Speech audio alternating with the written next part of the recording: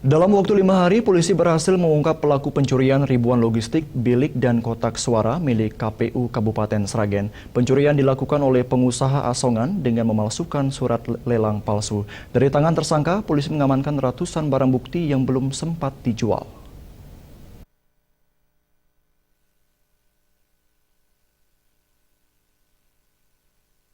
Aparat Polres Sragen, Jawa Tengah akhirnya berhasil mengungkap kasus pencurian ribuan logistik milik KPU Sragen, baik berupa bilik suara ataupun kotak suara yang hilang beberapa waktu lalu.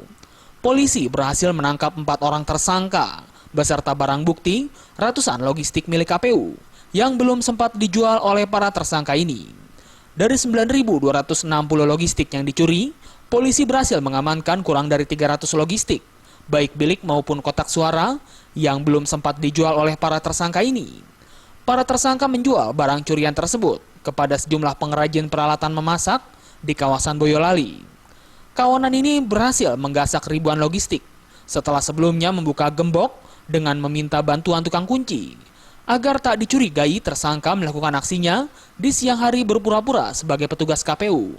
Guna memuluskan penjualan barang-barang curian tersebut, mereka memalsukan sejumlah dokumen lelang barang logistik KPU, serta membuat stempel palsu. Dengan dokumen lelang palsu tersebut, kawanan ini berhasil menjual ribuan logistik pemilu. Tim yang khusus mencari barang bukti dan informasi lain tidak seberapa lama, 4 hari ya. 4 hari. Tanggal 9. Tanggal 5 dilaporkan, tanggal 9 kita sudah berhasil ungkap secara total. Selain mengamankan para pelaku beserta barang bukti, polisi juga mengamankan 2 unit truk yang digunakan untuk mengangkut belasan ton logistik, 2 unit mobil roda 4, serta 1 unit sepeda motor yang digunakan untuk memantau suasana di sekitar lokasi gudang. Dari Sragen, Jawa Tengah, Heru Kristianto melaporkan.